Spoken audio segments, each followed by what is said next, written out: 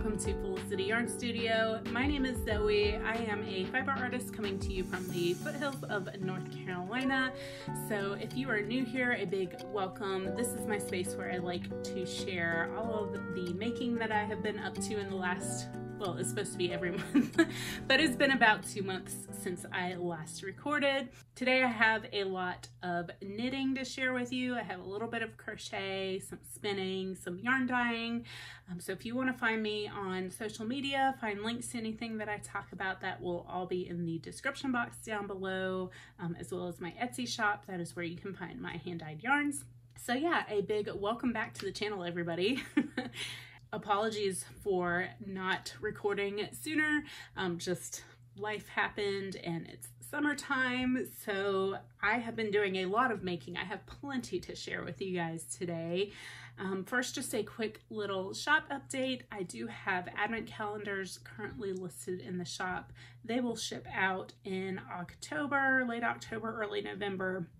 But yes, the theme for this year's advent calendars is Art Nouveau, so I am drawing inspiration for colorways from the art of the times, the time period being like late 1800s to early 1900s. There's a really specific window for what is considered Art Nouveau. I want to say it's like 1880, 85 to like 1910, 1915. And it goes hand in hand with the arts and crafts movement of the time period. A lot of kind of earth tones, mustard, sage green, lilac is the inspiration that I'm drawing from. Things like advertising posters, the Tiffany lamps of the time period, which are just iconic.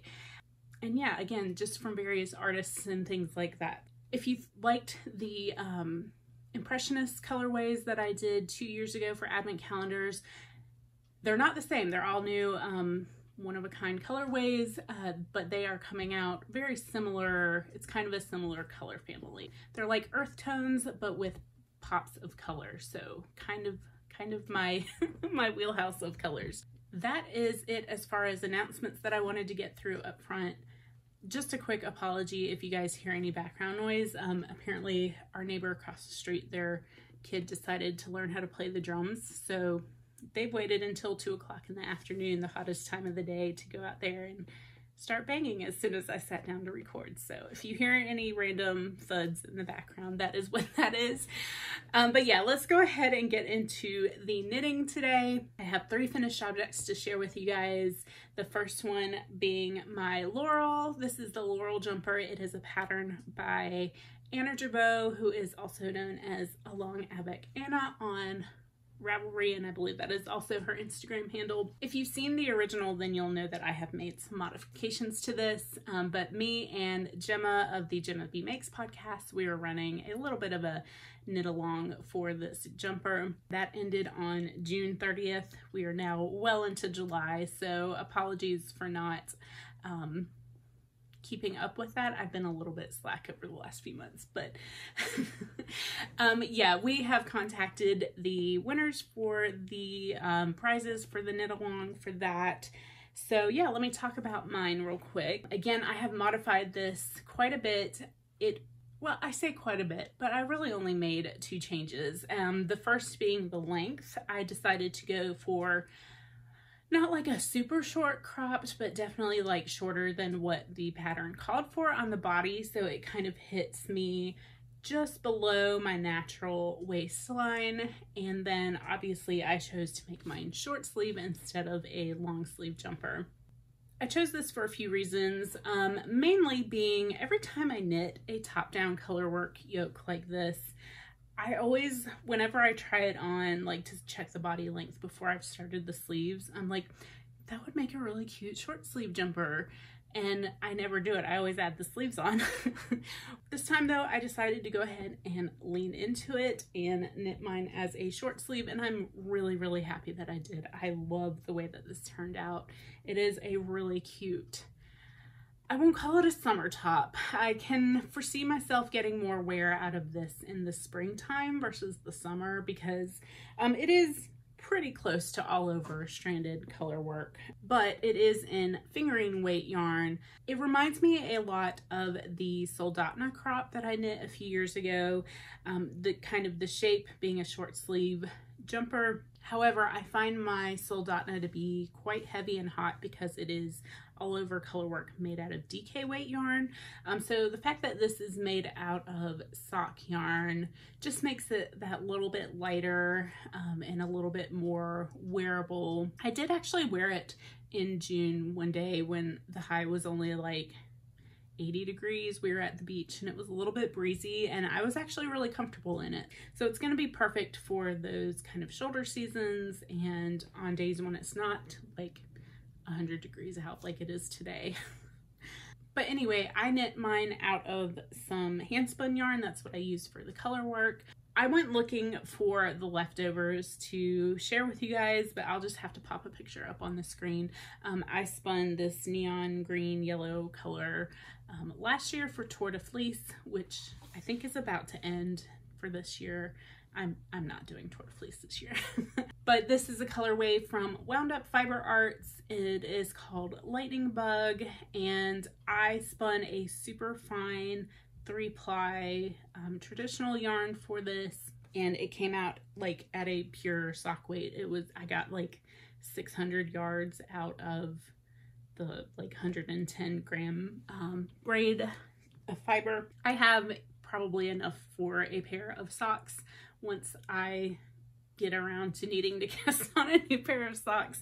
But then I just use plain undyed sock yarn as the main colorway. And again, being that this was modified to different lengths and no sleeves, I got away with using less than 2 full skeins of sock yarn with this for the main body part. I think that this is a really great pattern for beginner color work for a few reasons. The first being that each of the motif repeats are really short. It's either 3 rows or 6 rows. They're also really small amounts of color work, so like 3x3 color work is the longest I think that you have to deal with, so you don't have to really worry about catching your floats. It's pretty easy to keep tension at those distances as well. So I would highly recommend this as a beginner color work pattern. Even though it's all over color work, it's extremely digestible, I guess would be a good way to put it. The other thing is I just carried the yarn along the inside because again, it's only like a distance of 4 rows in between the motif and the color work, or between the motif and just the plain knit rows that you have in between there. So again, if you give yourself enough tension, slack there in between the rows, I think it's fine. Way less ends to weave in if you do it that way. So yeah, the fit on mine is really nice. I want to say that I did the like 46-inch bust. Actually, the sizes I think are all in centimeters, and I want to say it was the 120 centimeter bust that I did. But I did it with the intention of not having a ton of ease, like maybe like 2 inches of positive ease. And yeah, I really love this fit. It's super cute with jeans. It is super cute with shorts. And actually I really liked it with a linen skirt that I tried on. I just really haven't had a chance to get out and take some footage of me wearing it other than up here in the podcast room. So I think that's all that I have to say about my Laurel. I'm gonna go ahead and move on to my next finished object, which is the outline tank. This is a pattern by Jessie Mae Martinson, and yeah, I love this thing. I'm gonna put some footage of me wearing it while we were down at the beach. I got a ton of wear of this when we were down at the beach last month. If you've been here before, then you'll know that I knit the outline tee as well I started it last year and I finished it this year. So I have knit both of these and I love both of them. I'm ready to make a second one of each of these. So there's my tee. This is my tank. So I knit this out of Shibui yarns and the Koan base, which is 70% linen and 30% silk. It's a little bit see-through. It's a little bit of a fine yarn. So I don't know that I will wear this a ton, like just out and about to the store or something, but it was absolutely perfect for a beach, like bathing suit, cover up type of garment. I wore it out to eat over a bathing suit and I felt perfectly covered up at the beach. Would I do that at home? Like go out in a bra and this to a restaurant? Probably not. I think the beach is just its own place where you can get away with things like that. Anyway, I did not have nearly as many gauge issues on this one as I did with my tee. When I swatched the Shibui, I did not get any weird like shrinkage or growing. It was kind of true to what I was knitting wound up being my gauge. So I knit this with, again, the intention that I wanted about 2 inches of positive ease. So Jessie May always puts 2 different measurements for like knitting for your bust size at, you know, 46 inches or whatever, and then like what you can expect that finished object to be at that size. So yeah, I think it was intended to be with more ease for my size if I was going for an exact translation there, but so that means that I chose to go down probably a size or 2 to get minimal positive ease on this, which I really, really liked.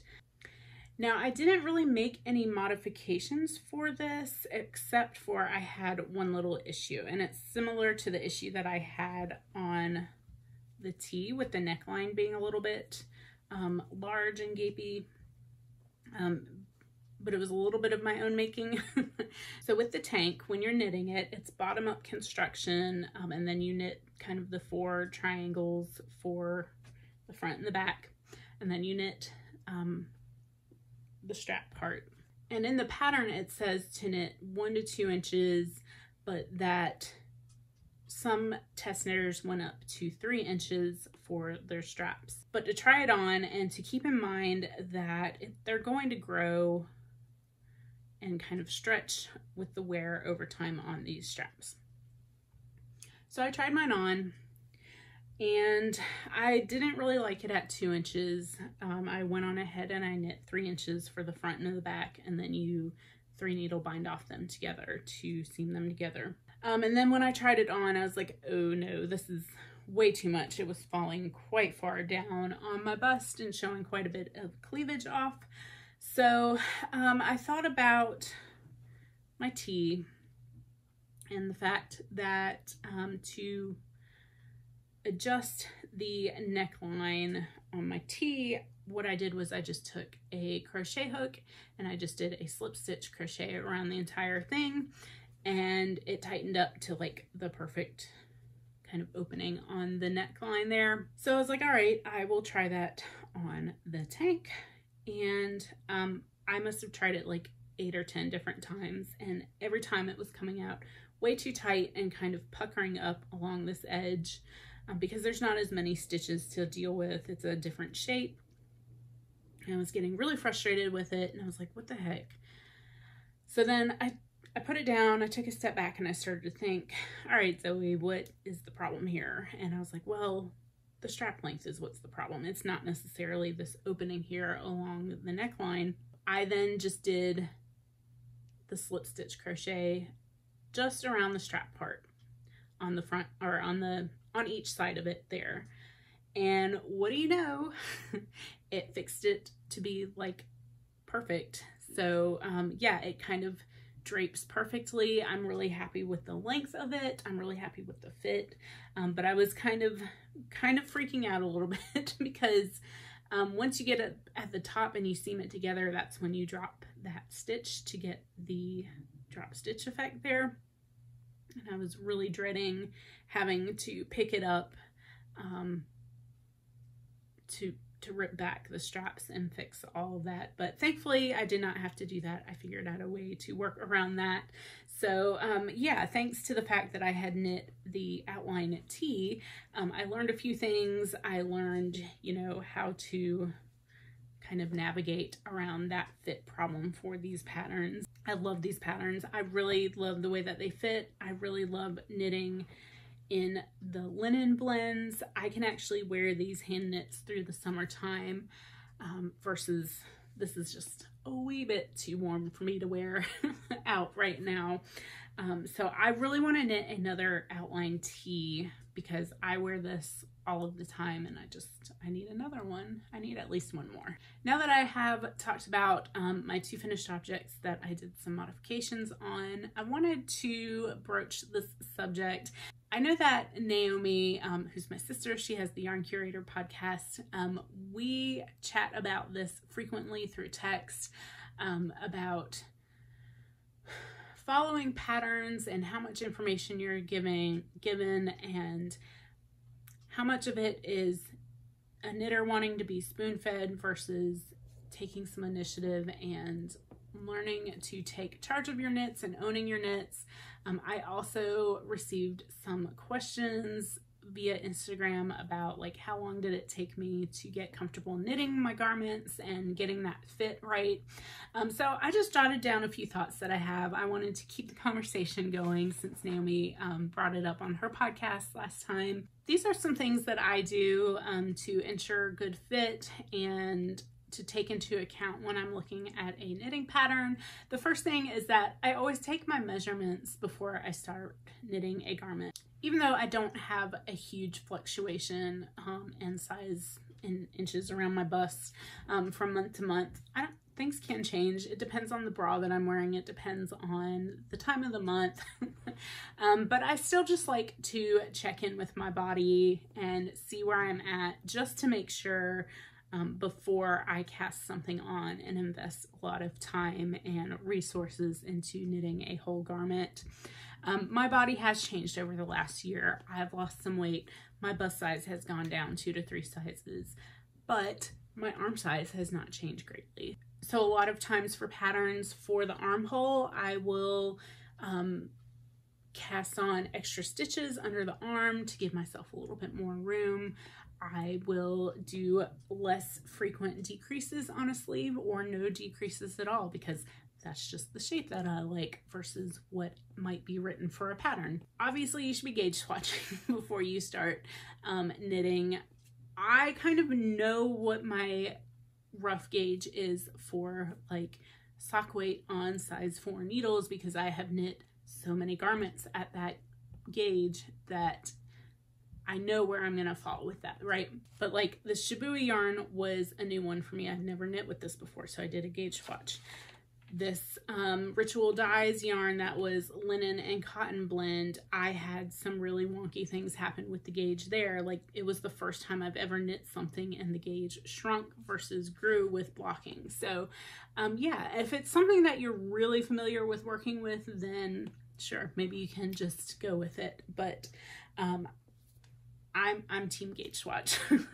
Another thing that I think is really important for learning to get comfortable with your knits and getting comfortable with different styles of knitting, or rather, not really styles of knitting, more like garment construction, is knit different varieties of construction. So these were both bottom up. This was top down, round yoke. I've knit a ton of raglan sweaters, and this is something that I'm trying to put my money where my mouth is on. I have not knit a ton of bottom-up garments. I have not knit a ton of cardigans. I did knit one earlier this year, but that was the first in a long time that I've knit a cardigan. I have not really knit a seamed or pieced garment together. My Primrose jumper is bottom up, and then you knit the sleeves, and then you join the yoke in the round and work from the bottom up. So that's going to be a learning experience for me. I do want to pull that project back out. I know there's some that kind of start the garment up here at the shoulders and work their way out.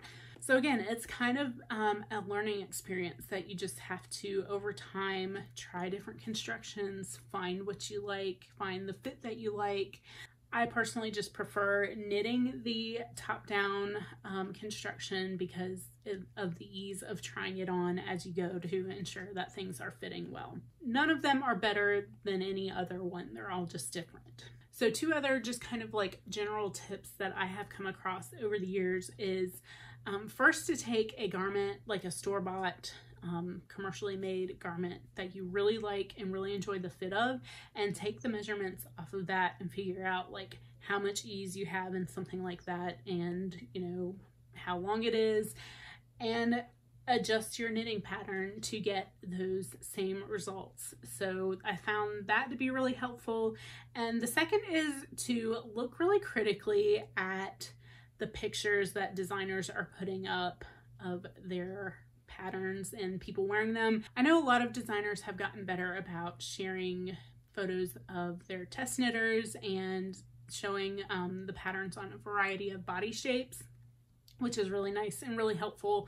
But like, if the model is like kind of in a weird position and you can't really see the whole garment and see how it is fitting on their body, that might be a little bit of a red flag. That might be something to look out for. In that case, I would maybe browse some of the Ravelry projects if there are some. Yeah, that's something to keep in mind when you are pattern browsing as well. I think for me, the main takeaway is to just not be afraid to experiment with your knitting. Even if you have to rip something out, it's not time lost, but experience gained, if that's the way that we want to look at things. That's the positive spin on it.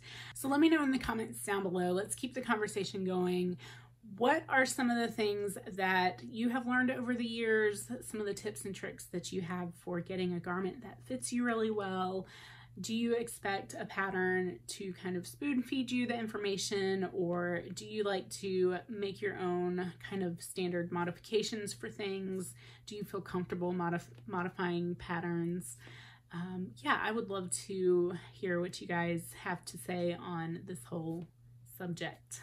All right, I'm off of my soapbox now. I'm going to try to keep things moving because I still have 1, 2, 3, at least 5 more things to get through here. So the last finished object that I wanted to share with you guys is this really cute bag. This is the Whippy Bag by Woolen Pine. This is a new pattern that came out last month by them. I did test knit this for Selena and Abby. So Selena messaged me sometime in May, and she's like, hey, one of my test knitters backed out at the last minute. Can you test knit for me?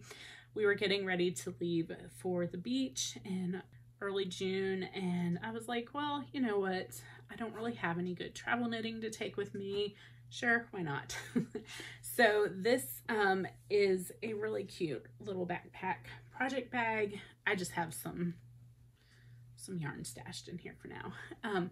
But the body of the bag is knit with DK weight yarn. It takes about 1.5 skeins of DK. I knit mine out of Woolen Boon in the Nana's Good Stuff colorway. And then this really pretty stitch detail on the bag is actually made by weaving the yarn in and out of the knit fabric to get these lovely little stitch texture here. So you can use either 1 strand of worsted weight, 2 strands of DK, or 3 strands of fingering for each of these little stripes here. And then you really just knot them nice and tight, and then use some fray check to keep them from coming unraveled. I have not had any problems with that so far on mine. And yeah, this is a really cute little project bag. It carries actually quite a bit of yarn, and like a sweater, you could easily put a sweater's project in here. Now, I did have one minor little tale of woe with this. We were coming back from the beach, and I had knit one of these I-cords for the straps. If I remember correctly, you were supposed to knit a 60-inch I-cord, 2 60-inch I-cords for these straps. I knit one, an entire one, and then I knit a second one, and I swear it was 60 inches, right? I measured it against the first one. I measured it against my tape measure. And as soon as I went and I cut the cord and I bound it off, yeah, it was like 5 inches shorter than the other one. And I was like, well, dang. I did not want to like join the yarn and then have kind of like a lumpy bit on my I-cord, and I really did not want to knit a second 60-inch I-cord. I got on Amazon and I ordered myself an I-cord knitting machine. This is the one that I bought. It is the Prim knitting machine. There's a couple different ones on Amazon, and I did not have any problems with this. It worked perfectly fine for me. You really only want to use it up to a DK weight yarn with this. Using the weight was key for me. I basically kept moving this weight back up to the top to keep the tension as I was knitting. 30 minutes versus like 3 hours for each cord. It was money well spent for me personally. I don't know what I will do with a I-cord knitting machine. I may in the future knit some I-cords, and I thought about maybe making a rug or something, but you know what? I have it now. It is what it is. I like little knitting gadgets. I'll find a use for it. I'll justify it in some way or another. But anyway, that is the Whippy Bag. The pattern is currently out and available. Yeah, this was a really fun knit. It's a really fun, if you want something that is not a garment, not a shawl, here you go. All right, I think that leads me to whips.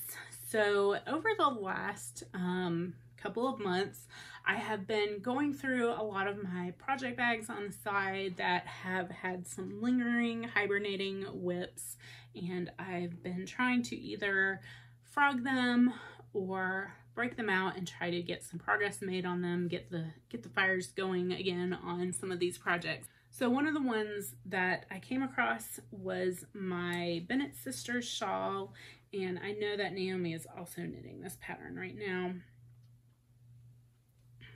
And the problem I had with this is I ran out of yarn.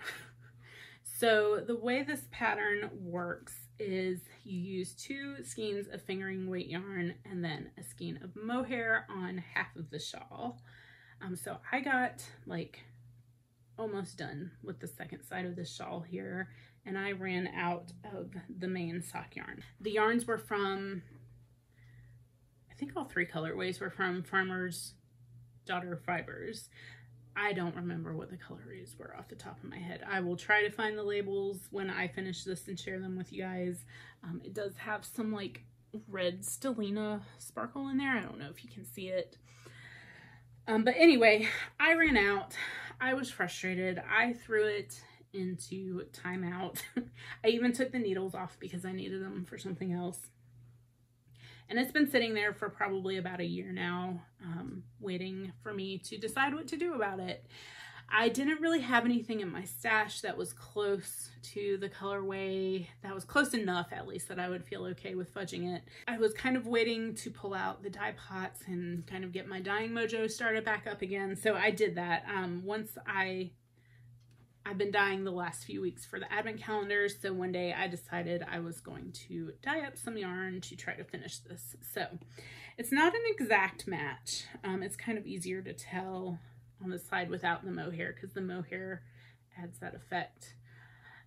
It's a little bit redder in some spots. These are actually a bunch of 10-gram mini skeins, so I have 50 grams to finish this off. I think I will take the ones that look the most similar and start with those. So I actually dyed this twice. The first time, this is what they looked like. They were very, very light and not quite close enough. So I threw them back into the dye pot with a little bit more red dye, and this is a lot closer, and I'm okay with them being a little bit more on the reddish side because I did have some mohair that was very, very similar to what I was originally using here. So it should be a subtle enough change, and it's going to be on that like pointy end of the shawl to where it's not going to make a huge difference to me. I really just want it done at this point. So yeah, this is something that I'm going to be caking up and trying to move out of the timeout hibernation whip pile.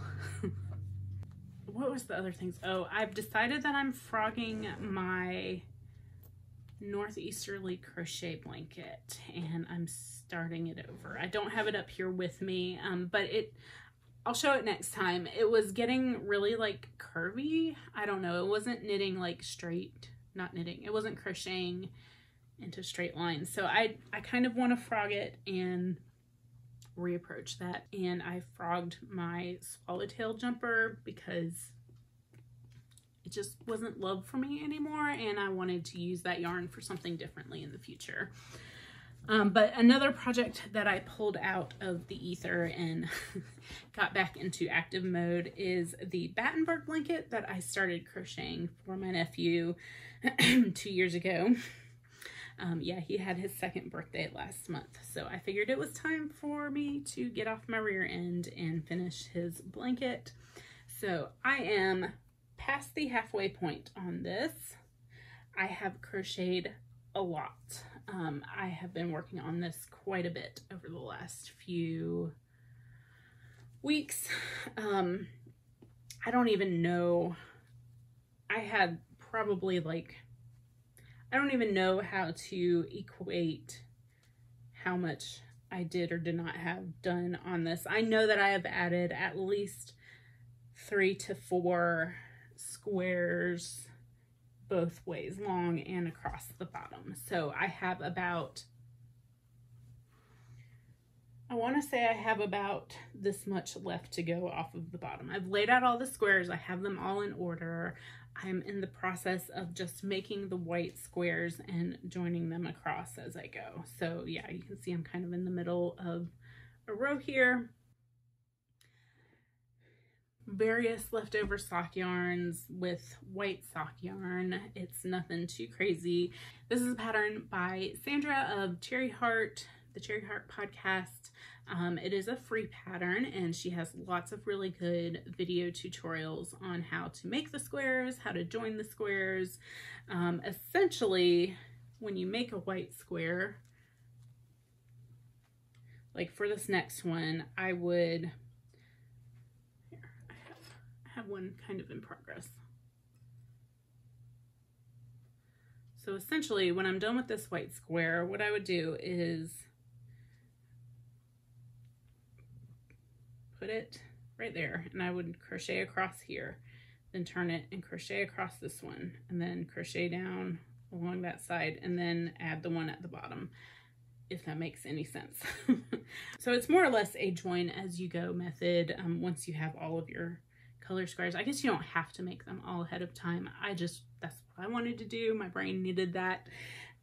But yeah, once you make the white squares, then you kind of join them. And yeah, this has actually been a really nice weekend project for me. It's been like I can get through a row or two throughout a weekend.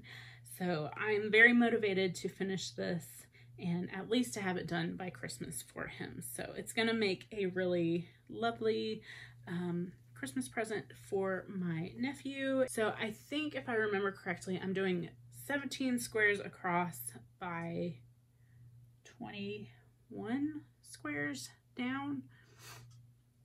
Either way, I've worked it out to where it's going to have white squares in each corner, because that would drive me crazy to have like the color squares on one end and the white squares on the other. So it needs an odd number in order for that to happen. So yes, Battenberg is coming along. I will probably not pull this back out until it's finished. So maybe it'll be finished by the next time I record, and maybe not.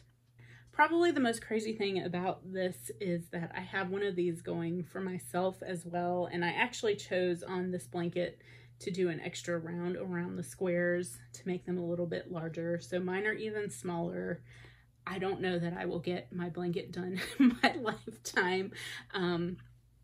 Once I finish this one, I might pull mine out and try to get some progress made on that. While we are on blanket story time, I have been working on my giant Garter Squish stash busting blanket. That's not really the name of the pattern. The pattern that I am very loosely basing this off of is the corner to corner knit blanket, but also it's very similar to the Grandma's Favorites dishcloth, if you ever knit one of those, where you knit 3 stitches, yarn over, knit to the end, and you keep doing that to increase out for a square. I am modifying that to make mine rectangular shape. So yeah, I spoke about this last time, I believe. I pulled out like 16 skeins of sock yarn from my stash, and they all kind of faded. I've had them around for years. They're really beautiful skeins. They're some with sentimental value. A lot of them were gifts, and I just never knew what to make with any of them. So I said, screw it. I am caking these up. I am making myself a giant blanket out of my favorite yarns. Life is short, knit with the beautiful yarn. So yeah, that is what I have done. I started off in this corner over here with the blue, and because this is already a super long episode, I am going to hold off on naming all of these. I will, when I'm done, I promise I will run through all of the yarns that I used on this. I did keep all of the labels in the bag down here. So my only thing that I am debating at this point is I started doing the process of turning it into a rectangle. So it's already on a super long needle, but it's still scrunched up to an effect. Basically, you start making the decrease rows on one side, but you still increase along the other side to make it a rectangle shape. And then once it has kind of gained enough length, you start decreasing back down to make that second corner, last corner. Now, this is the width, right? I mean, it's long enough that like I can snuggle up against it, under it, right? It'll make a really good couch blanket. So I have these two, and at least these two set aside for making it taller, for making the rectangular shape.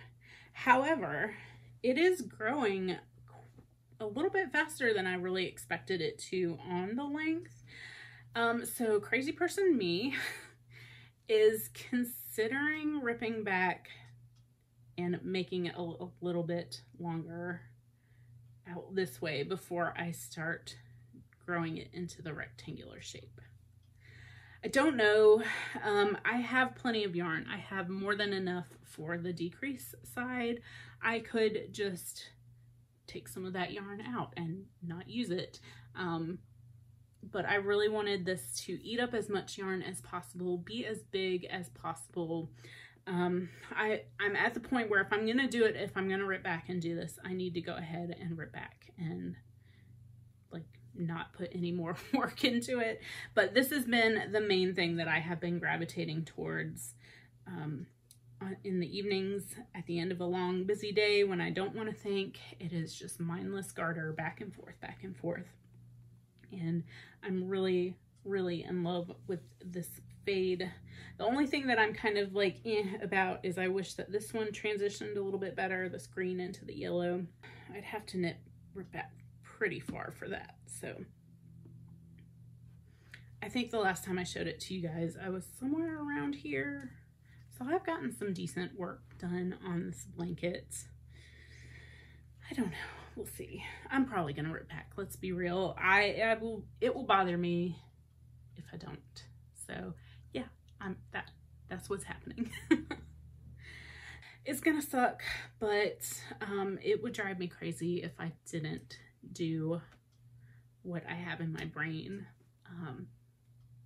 Yeah, I'm gonna go back through and reweigh all of my yarn to ensure that that plan is actually going to be feasible. So yeah, this is my garter blanket. I'm going to go ahead and pull out my next project to share with you guys. I don't think I mentioned, but I am holding the yarns double on that, the sock yarns double, to kind of get that like marled fade.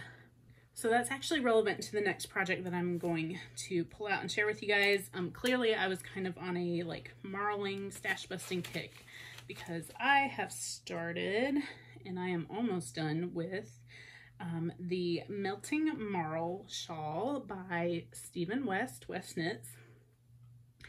And I am using the advent calendar that I purchased from Artemis Yarns 2 years ago.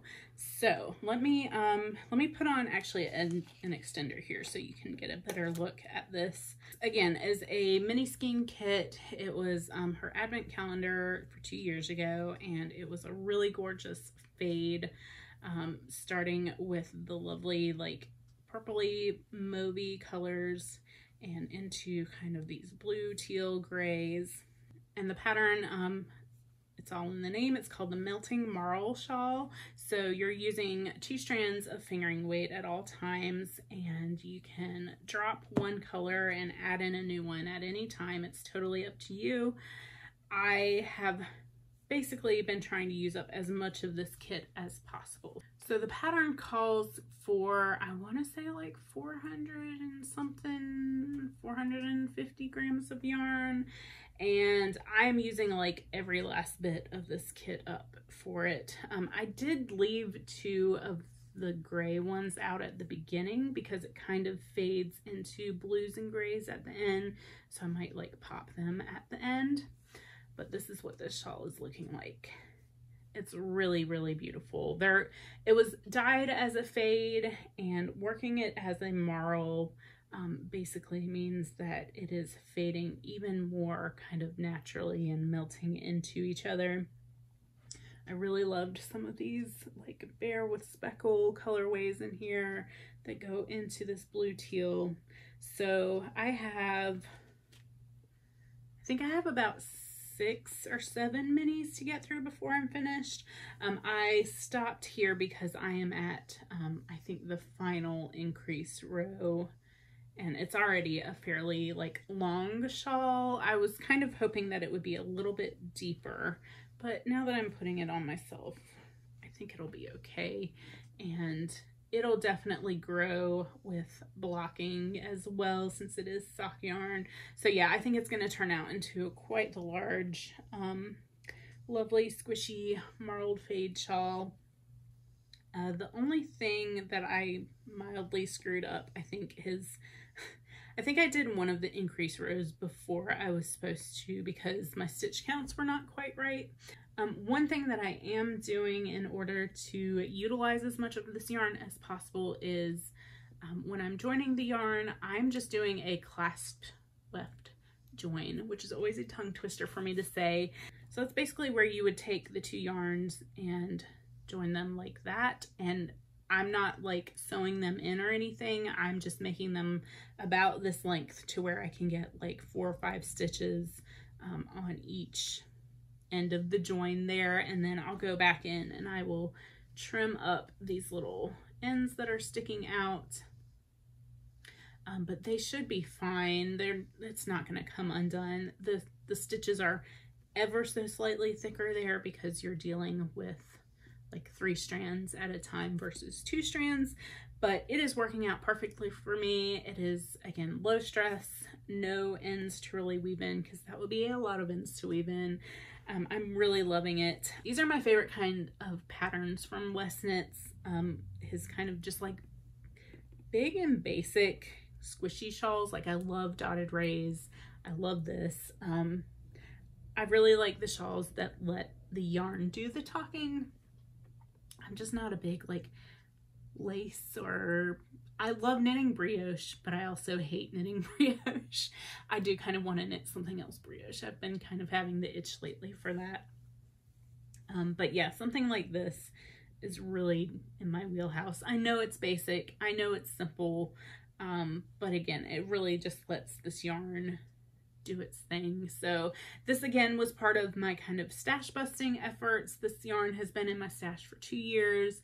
It's a really beautiful, beautifully dyed kit. Artemis Yarns is one of my absolute favorite dyers. I went on ahead and I ordered, I didn't do the 24 mini advent kit. She actually did something which is really clever. She did they're full-size skeins, and there's 5 skeins, and it's like a weekend advent, so you would open one every weekend in December. So I really wanted something that wasn't a bunch of mini skeins, and yeah, I'm really looking forward to what that is going to be this year. All right, I think that is all that I have to say about this one. I will, again, probably be done with this by the time I speak with you guys again. So I think I only have kind of some miscellaneous things to cover at the end here. The first being that I finished my spin for my his and her sock spin. And I finished this like 2 months ago in May, I want to say. This is from Wound Up Fiber Arts. She is like my favorite dyer for sock yarn spins. This was the colorway Higher, and I absolutely love this spin. I'm holding the spin responsible for my Whidbey bag color choices. Yeah, the like peachy neon color with the little lavender splash in there is just perfect. So I had, again, this is a 3-ply sock yarn spin. Jason's yarn came out more of like a DK weight. Mine's more of like a sport weight. I don't remember the exact yardages. I don't remember the exact yardage that I got for these, but I know that I have slightly more, and just looking at it, I can tell that it is spun slightly thinner than his yarn. So I kind of want to get these cast on and started in the near future as well. And the last little spinning thing, I have a small acquisition. Can you consider it an acquisition if it was a gift? My parents got back from their last cross-country venture in the RV a few months ago, and my mom picked up this really beautiful braid for me while she was out and about. Honestly, I don't remember where she got this. Somewhere out west, I believe. I know they went all the way out to like Death Valley, California, and they go everywhere, so I don't really remember. But this is from Greenwood, a hand-dye company.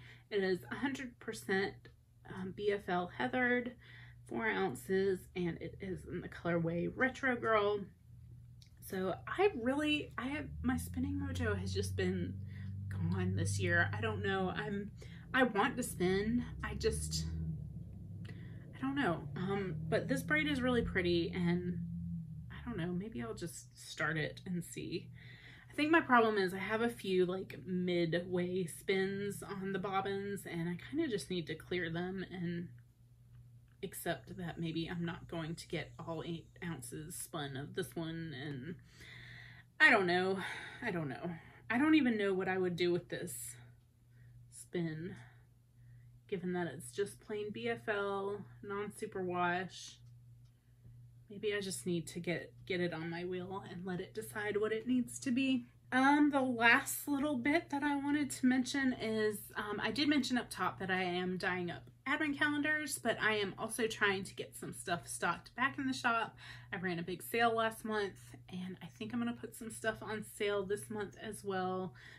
Some stuff's just been sitting around for way too long, and I need to get it out the door. So if you shopped last month, thank you so much. I really appreciate it. That is part of what was keeping me busy.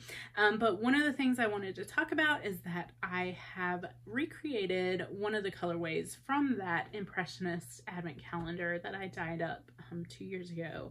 And this colorway is called Springtime. It is based off of a painting by Monet. And I have been thinking about this colorway for the last 2 years, ever since I first dyed it up. I am adding this to the shop as a shop regular now, so it's just a really lovely light speckled pastel-ish colorway here with that light pink and those green speckles. I really want to make myself something out of this colorway, but I have no idea what I want to make. So if you have some suggestions down below, let me know.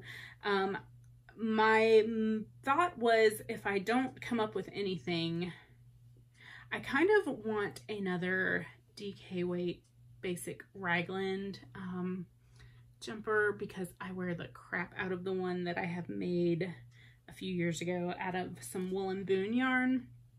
And this would be kind of a similar colorway to that, but I don't have any DK weight yarn in stock, so I might either need to order that or hold some of this double. I don't know. I think it would make something really pretty. So yeah, This will be in the shop in the next week or so. I'm going to be restocking a few of my shop regular colorways as well, like Stardust and a few other things. All right, y'all, I think that does it for me. I'm going to go ahead and wrap things up because I feel like I've been rambling on for long enough now. I'm sure it has been well over an hour, and I'm going to have to edit this thing and get it uploaded. Yeah, so if you haven't already subscribed to the channel, go ahead and subscribe. Don't forget to like and leave me a comment about the whole garment knitting subject matter. Like I said, I would love to hear you guys' thoughts on all of that. Hopefully I will be back in the next month or so for another video for y'all. Like I said, I have been very productive, but I am dyeing a lot of yarn right now. I'm hoping to get through those as quickly as possible and get them out to everyone well in time for Advent knitting season. I hope that your knitting is cooperating and that you guys are having a lovely summer. I will see you again in a few weeks. Bye. Excuse me, my voice apparently is not used to all of this chatter. I have 3 finished objects. Blech. All right, I think I am gonna go ahead and wrap it up because I have babbling